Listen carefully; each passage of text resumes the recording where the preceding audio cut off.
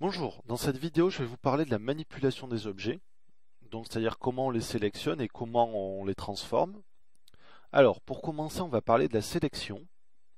La sélection, vous avez évidemment le menu Select là qu'il faut explorer, donc on va voir un peu tout ce qu'il comporte.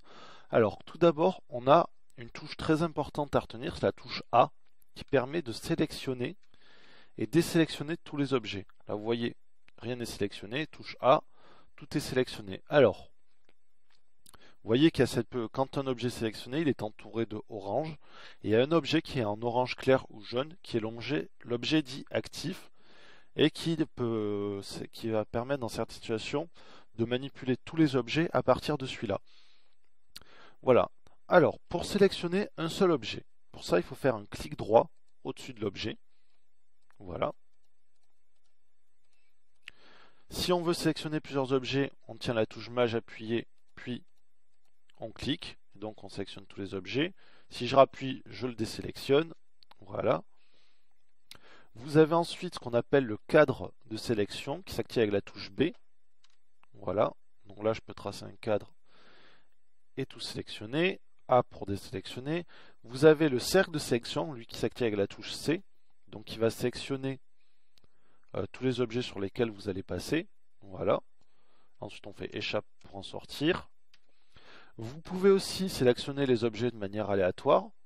Voilà, donc là si je fais random, il va sélectionner des objets aléatoirement. Donc ça peut être pratique quand vous avez beaucoup d'objets que vous voulez en manipuler certains pour donner justement cet aspect aléatoire et pas trop uniforme. Vous pouvez sélectionner les objets par type. Là par exemple, j'ai trois types d'objets dans ma scène. J'ai une caméra, une lampe et des objets polygonaux. Donc si je fais sur Mesh, qui sont les objets polygonaux, il ne sélectionne que les objets polygonaux. Donc ça aussi, hyper pratique et à retenir. Quand vous avez, une sélection particulière à faire, vous pouvez aussi sélectionner par type de...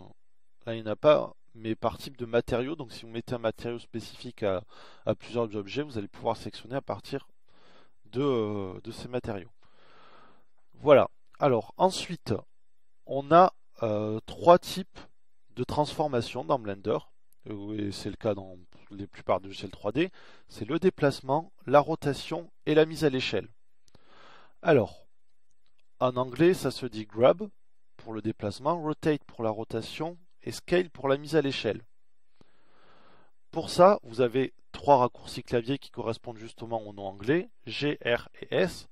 Donc G pour le déplacement, S pour la mise à l'échelle et R pour la rotation. Donc là, vous voyez, la rotation se fait un peu n'importe comment, mais on verra après comment s'en servir correctement. Vous avez aussi la possibilité de manipuler les objets par le gizmo ou le manipulator, donc qui est cet petit objet composé de flèches de couleur. Donc là, vous voyez qu'il y a un cercle blanc au milieu. Quand je l'attrape, je peux déplacer mon objet librement.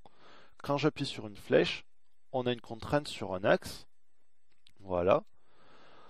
Donc vous pouvez changer de type de manipulation. Ici en bas, vous avez une flèche, un arc de cercle et cette espèce de flèche avec un carré, donc qui correspondent à déplacement, rotation et mise à l'échelle. Là, si je passe en rotation, vous voyez que j'ai mon objet, donc le cercle blanc, déplacement libre, et ensuite on a les déplacements sur un axe précis.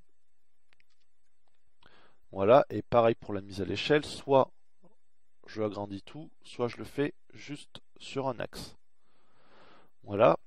À part ça, vous pouvez aussi avoir ces outils en appuyant ici. Là, vous voyez, vous avez Translate, Rotate et Scale. Donc, j'appuie sur Translate, je bouge la souris, et voilà. Mais bon, c'est absolument pas le plus pratique d'utiliser justement ces boutons de transformation qui sont dans le panneau Tool Shelf. D'ailleurs, je vais le masquer. Voilà. Sinon, vous avez ici le panneau Transform, donc qui est dans le panneau latéral Properties, qui s'active avec la touche N, comme on a vu précédemment. Voilà, et là vous pouvez entrer des valeurs. Là je vais le remettre au centre par exemple, cet objet. Donc ici moi je suis passé en valeurs numériques. Par défaut elles n'y sont pas, on est dans les unités de Blender. Donc pour ça on va dans Properties, on ouvre une fenêtre Properties. On va sur cet onglet ici, qui est représenté par une sphère, un cylindre et une lumière. Et là, on peut choisir le type d'unité. Donc vous avez none, donc pas d'unité. Voilà, là on voit qu'il n'y a plus d'unité. Métrique, donc notre système métrique, ou impérial. Les pouces et les machins, bref. Pareil, vous pouvez être en degrés ou en radians. Voilà, donc là je me mets en métrique. Et si par exemple je veux que mon objet soit placé à 3 mètres, et bien hop, je mets 3 mètres. Alors c'est 3 mètres du point de pivot de l'objet. Donc on verra après comment déplacer le point de pivot. Donc on peut aussi rentrer une rotation comme ça. Voilà, je vais remettre à 0. Chose que je n'ai pas dite, mais quand on manipule, on peut utiliser la touche contrôle.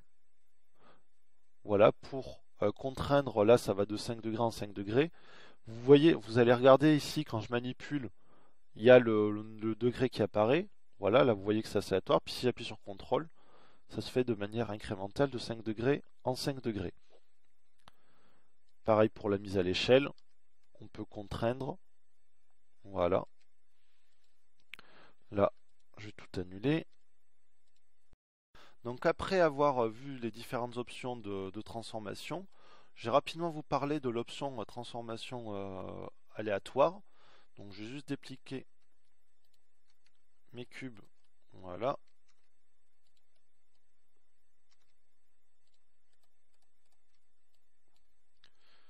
Donc Shift D pour la duplication.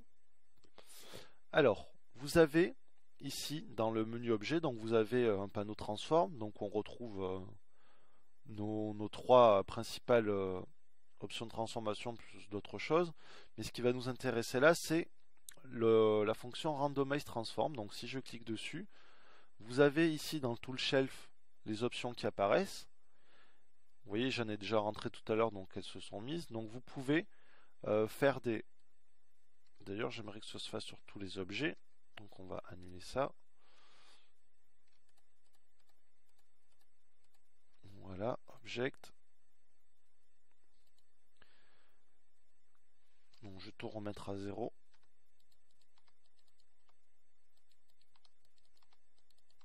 Donc puisqu'il avait retenu mes valeurs d'avant le crash de vidéo. Voilà. Donc, c'est super. Donc là, vous voyez, si je veux, on peut déplacer aléatoirement sur n'importe quel axe. On peut faire des rotations aléatoires sur n'importe quel axe. Voilà. Et on peut faire des mises à l'échelle sur n'importe quel axe. Donc c'est assez pratique si vous voulez mettre du bazar dans vos scènes. Voilà, ça peut donner tout de suite un effet sympa. Vous n'avez pas à faire tout à la main. Donc maintenant, je vais supprimer tout ça. On va voir maintenant les contraintes sur un ou deux axes. Là, vous voyez, quand j'appuie sur la touche G, mon objet se déplace un peu de manière aléatoire. Il faut que j'utilise des flèches pour le contraindre sur un axe. Vous pouvez aussi le faire par les raccourcis clavier, ce qui peut parfois être plus pratique. Par exemple, si je veux déplacer mon objet uniquement sur l'axe X, on va utiliser le bouton de raccourci pour la transformation qu'on veut, plus les lettres X, Y ou Z. Par exemple, donc bouger sur l'axe X, G et X, et notre objet ne va bouger que sur l'axe X. G et Z, il ne va bouger que sur l'axe Z. Si je veux maintenant faire une rotation sur l'axe Y, on va faire R, Y, voilà, ou une mise à l'échelle sur l'axe Z, R, Z, mise à l'échelle, j'ai dit R, Z, voilà. Alors ce que j'ai pas dit tout à l'heure, c'est qu'on confirme la transformation avec le clic gauche, voilà. Ou alors, si vous ne faites pas clic gauche, là si je refais RZ, décidément, SZ et clic droit, hop, il revient à sa position de départ. Donc ça, c'est pour la contrainte sur un axe. Si on veut faire sur deux axes, on peut par exemple pour la transformation, si je passe en vue du dessus et que je bouge, il ne va bouger que sur l'axe X et Y, puisqu'il n'a pas d'information pour l'axe Z. Mais si je veux faire ça dans ma vue 3D, en fait, on va utiliser la touche de raccourci de transformation, Maj, et on va faire la lettre de l'axe qu'on ne veut pas utiliser. Là, par exemple, si je ne veux bouger que sur les axes X et Y, je vais faire G, Maj et Z. Voilà, donc G, Maj, je tiens garde Maj appuyé et je fais Z. Et là, vous voyez qu'il y a les deux axes qui sont apparus. Et donc, je bouge mon objet uniquement sur les axes X et Y. Si je veux faire ma mise à l'échelle uniquement sur l'axe X et Y pour garder cette hauteur de cube, je vais faire S maj Z, et hop, notre cube va garder la même hauteur, mais va s'agrandir sur les deux autres axes. Donc ça aussi, c'est des raccourcis clavier qu'il faut retenir. Vous pouvez... alors, je fais juste... Oups, c'est pas du tout ce que je voulais faire. Voilà, vous pouvez déplacer aussi avec des contraintes numériques. Par exemple, si je veux déplacer sur l'axe Z de 2 unités, je vais faire G, Z et 2. Si je veux rétrécir mon objet, par exemple si je veux qu'il fasse qu'il fasse la moitié de sa taille, je vais faire S 0.5 et hop, on le réduit. Ou alors si je veux l'agrandir uniquement sur l'axe Z, je vais faire S, Z, puis 4 par exemple, et il va s'agrandir de manière numérique. Voilà, donc vous pouvez entrer des valeurs numériques pour les transformations, ça peut être pratique. Si on est dans un système où on a des coordonnées et des valeurs métriques, par exemple je vais aller dans Properties, dans le troisième onglet, et dans les unités je vais mettre métrique. Voilà. Donc là vous voyez qu'il est à 2 mètres. Mais si je veux le déplacer, on peut, là comme tout à l'heure, mettre 5 mètres. Voilà. Mais si je veux le déplacer, hop, je remets à 2 mètres. Si je fais Z, non, G, Z et 3, hop, il se met automatiquement à 5 mètres. Donc ça peut être pratique pour faire des placements hyper précis. Donc voilà, je remasque ça. Alors, depuis le début de la vidéo, vous me voyez probablement annuler les transformations et tout ça. Donc, R et S. En fait, avec la touche Alt plus une touche de raccourci, on peut annuler une transformation qu'on a fait, à condition de ne pas l'avoir appliquée. Là, par exemple, vous voyez, j'ai mon cube, que j'ai changé les dimensions depuis le début. Si je fais Alt plus S, il va revenir à sa taille de base. Si je fais Alt et G, il se remet au centre. Et si je l'avais retourné, si je fais Alt et R, ces rotations se remettent à 0. Maintenant, je l'ai dit tout à l'heure, c'est très important de garder une échelle uniforme, donc que le scale soit toujours à 1. Et donc on peut appliquer l'échelle.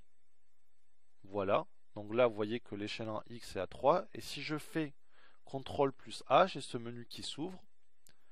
Et donc je peux appliquer l'échelle, donc Scale. Et donc vous voyez, l'échelle revient à 1. C'est pareil si je fais une rotation. Là, mon objet a une rotation, mais admettons que je veux...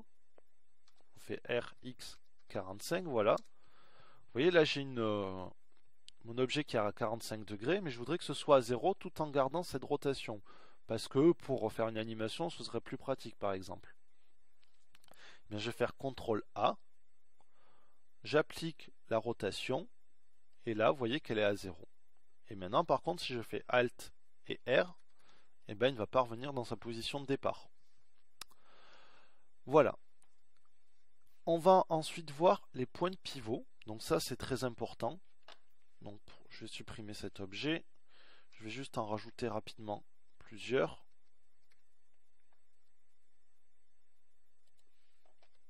Je vais mettre dessus, voilà.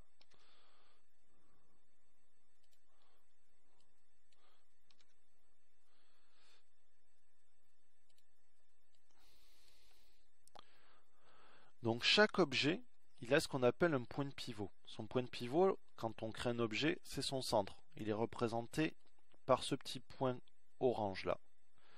Donc si je bouge mon cube, il va bouger par rapport à ce point de pivot là. Par exemple, si je fais une rotation en X, vous voyez qu'il bouge par le milieu.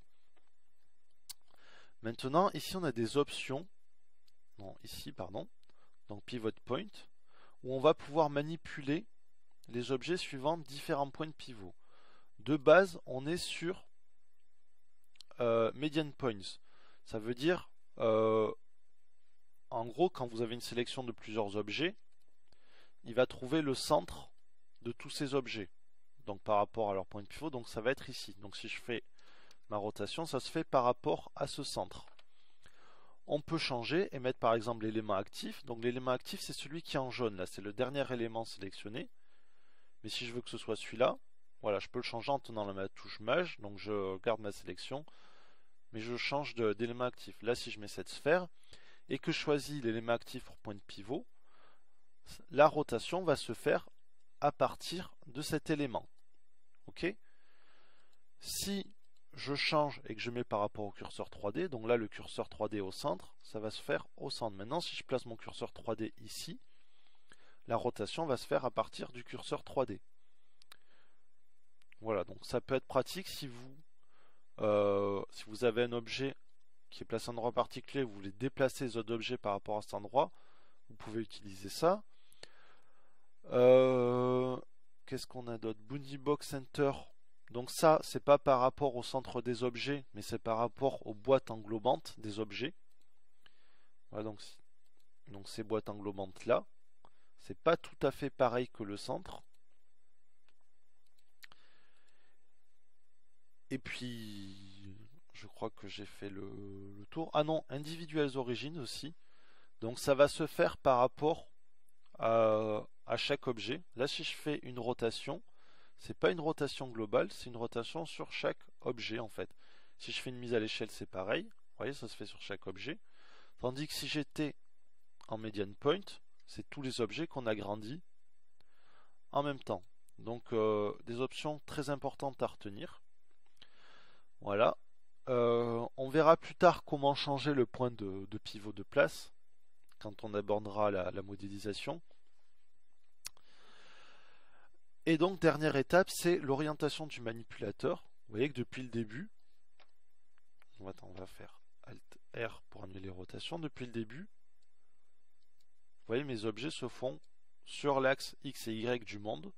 C'est parce qu'on est en vue globale. Ici, donc on a l'orientation des transformations, donc globale. Vous voyez, il y a les axes X et Y de base de notre monde 3D. Et donc, quand on sélectionne un objet, ça se fait par rapport à ces axes-là. Maintenant, on peut changer ça. C'est-à-dire, par exemple, on peut le faire par rapport à l'axe local. Alors là, vous voyez que ça ne change rien. Maintenant, si je fais une rotation en Z, vous voyez que les poignées, elles sont faites par rapport à la rotation de mon objet. Et donc, et par rapport à sa position. Donc, et pareil, quand on est en global, voilà, donc là vous voyez que mes flèches reviennent et se remettent par rapport à l'axe du monde.